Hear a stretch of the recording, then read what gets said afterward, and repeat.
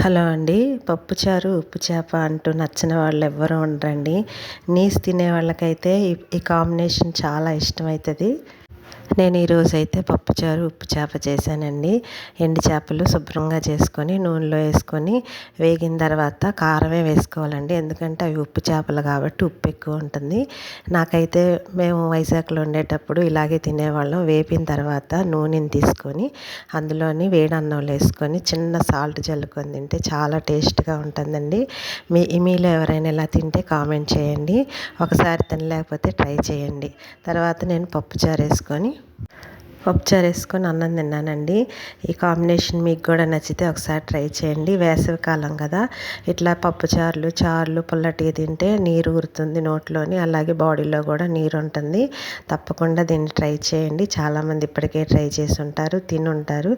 ఒకవేళ తినని వాళ్ళు ఉంటే చూసి తప్పకుండా ఇంకోసారి చేసుకొని తినండి. మా ఛానల్ని సబ్స్క్రైబ్ చేసి మాకు సపోర్ట్ చేయండి. తప్పకుండా మీరు సపోర్ట్ చేస్తారని ఆశిస్తున్నాను.